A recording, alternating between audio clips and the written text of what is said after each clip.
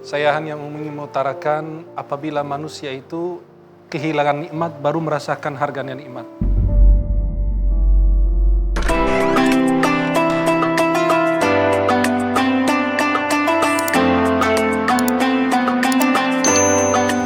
Nah, Aira, Kak Tantan boleh bergabung bersama Kak Iva sini. Sini Kak. Kak Tantan sudah bersama dengan Aira berapa lama? Baru 5 bulan. Baru ini. 5 bulan. Tapi kok sudah dekat sekali? Jadi awalnya itu tadinya sekamar sama anak SMP kelas 9. Siapa tuh? Saya. Mm-mm. Nah, kemudian diamanahkan oleh pengasuh yayasan untuk mendidik Aira, membimbing Aira dari kemandiriannya. Nah, akhirnya tadinya saya menolak. Saya nggak mau gitu karena saya pikir ribet ya. Malamnya itu saya dikasih mimpi ngurus Aira dan akhirnya paginya saya iyakan. Ya udah Bunda, saya mau. Sampai akhir ini kayak ngerasa kayak adik sendiri. Justru bersyukur sekarang. Iya, Dan justru dari Aira banyak sekali belajar. iya Max. Apa yang bisa diambil pelajaran dari sosok Aira ini? Gimana ya, meskipun dia punya kekurangan ya, tapi daya hafalnya itu luar biasa gitu. Waktu itu pernah disuruh tes Ar-Rahman, malamnya saya setelkan murotal Ar-Rahman, besok paginya sudah hafal. Masya Allah, satu malam saja. Iya, Mau minta maaf gak Kak Aira dulu sempat menolak? Itu bisa membuat lebih lega loh. Coba sampaikan saja. Coba, boleh sekarang coba. Tantan ya. Kalau dulu Kak Tantan gak mau ngurus Aira. Kalau Kak Tantan suka kesel sama Aira. Kak Tantan suka gak sabaran sama Aira.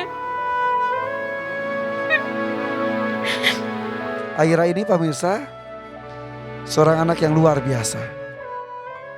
Di usia 2 tahunnya, ayahnya meninggalkannya, entah kemana. Dan pada saat yang sama pun, ibunya meninggal dunia. Aira akhirnya tinggal bersama dengan nenek dan kakeknya. Kemudian neneknya pun meninggal dunia. Sang kakek yang sudah usia renta, merasa kurang mampu untuk mendampingi Aira.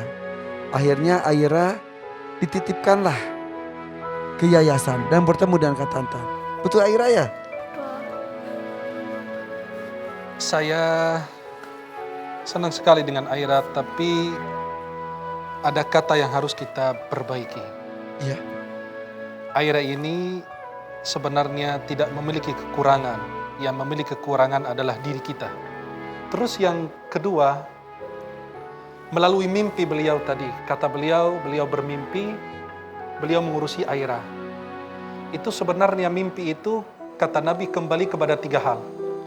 Mimpi itu dari Allah, dan itu ada tafsirnya. Kadang-kadang itu ada isyarat. Kita mimpi orang yang sudah wafat, datang dalam mimpi kita, meminta kita melaksanakan hal-hal yang baik. Melakukan sebuah pesan yang baik. Kalau sesuai dengan syariat, kita harus segera lakukan. Karena itu mimpi baik dari Allah. Dan ada orang berusaha mewujudkan mimpi seperti beliau. Pernah bermimpi mengurusi Aira, ternyata beliau berusaha mewujudkan mimpinya. Bukan beliau sekedar menafsirkan mimpi. Boleh kita bermimpi, tapi jangan kita hidup dalam mimpi. Masya Allah. Dan diinformasikan kemarin juga kita sudah lihat tayangan di yayasan juga yang mendampingi Aira juga seorang tunanetra. Luar biasa. Ustadz Ismail, betul ya? Ismail. Ustadz Ismail. Iya, Ustadz Ismail. Sudah berapa lama Ustadz Ismail di yayasan tersebut? Boleh tahu? Kalau untuk pendiriannya itu sudah lumayan beberapa tahun lamanya. Dan kebetulan beliau juga meskipun tunanetra tapi alhamdulillah sudah S2. Dan juga Allah. hafiz 30 juz. Masya Allah. Jadi berawal dari beliau mengajar ngaji yatim piatu dan akhirnya tergerak hatinya untuk membuat yayasan. Ya Allah. Dan Kak Tantan bersama dengan Aira juga tinggal di sana. Iya, tinggal di sana. Mau menyampaikan apa kepada Ustadz Ismail? Mau bilang terima kasih banyak untuk Abah Ismail yang udah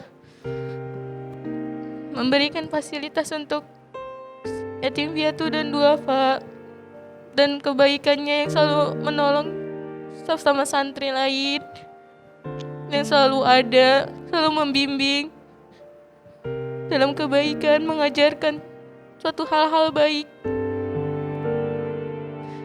Kak Tantan, sampaikan langsung saja ya, sebentar.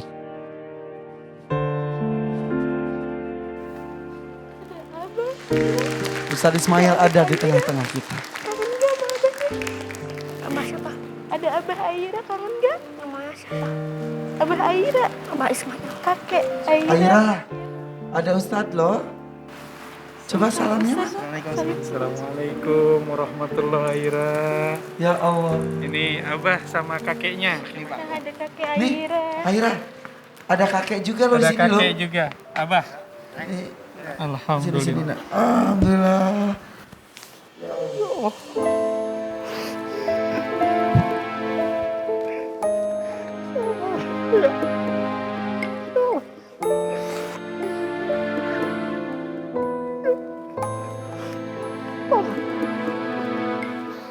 Siapa? Incu kasabaraha Aira teh. Oh, cucu ke-8. Ya, mamahnya Aira juga meninggal dunia. Irma, Nas mama. ieu dirawat ku neneknya dan nenekna Meninggal juga. sebarat genep tahun intenya gitu kan. Ngantunkeun Aya oke. digantunkeun Ya Allah. Nasib Bapak mah. Jantan anu mata khawatir kaya narasku nasibna we Pak ya Allah. Insya Allah anak soleh seperti imam penghafal Quran baik yang sayang ya. Ustadz Ismail, saya Irfan Ya, Kak Hakim. Irfan. Iya. Alhamdulillah. Senang bisa bertemu dengan Ustadz Ismail. Anak-anak biasa manggil Ustadz apa? Abah. Abah. Sehat Abah? Alhamdulillah. Abah, saya kagum sama Abah. Bisa tergerak untuk mengumpulkan teman-teman duafa yang kekurangan. Alhamdulillah. Saya itu kan 2008 pulang kampung. Sebelumnya saya tinggal di Jakarta bersama istri dan ketika pulang kampung itu ada satu hal yang saya lihat, anak-anak yatim di kampung saya di Rengas Dengklok di Karawang itu, nah kebetulan waktu itu saya membuka pengajian pada maghrib mulai dari 10 anak sampai 100 anak yang ngaji dengan saya. Jadi saya ngajar sendirian 100 anak. Masya Allah. Dan sesudah ngaji itu biasanya mereka sebagian nggak pada pulang nginep di rumah saya. Padahal waktu itu saya belum punya rumah, numpang juga rumah saya. Ya Allah, Di terus? rumah ayah angkat saya. Kita ngobrol lah kalau sebelum tidur itu ada yang cerita.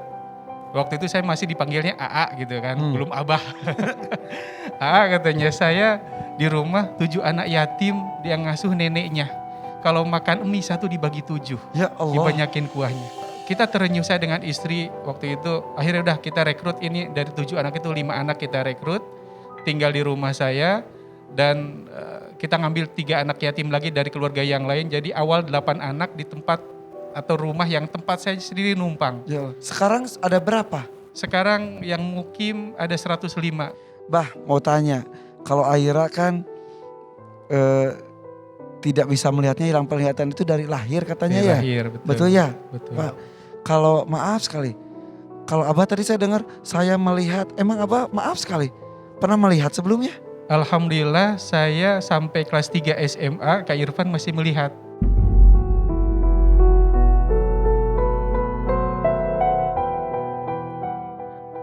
Terus apa yang terjadi? Waktu itu terjadi kecelakaan, mata saya sebelah kiri kena senapan angin, ketembak, Astagfirullahaladzim. lantas infeksi dan akhirnya dua-duanya syaraf matanya Oh bisa putus. merembet ke sebelahnya ya? Karena infeksi syaraf.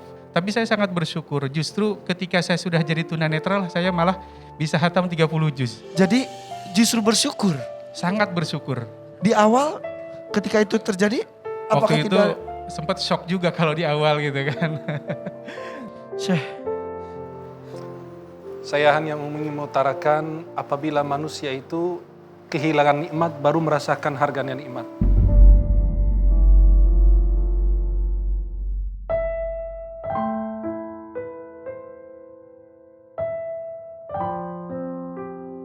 Kadang-kadang kita merasa mudarat bagi kita, ternyata itu manfaat. Beliau bersyukur tidak bisa melihat maksiat, tidak bisa melihat dosa, tidak bisa melihat kebohongan-kebohongan yang di sekitarnya, dunia yang penuh dengan sandiwara. Tapi subhanallah, Allah berikan kelebihan, beliau bisa menghafal Quran. dari beliau kita bisa belajar orang hebat seperti beliau.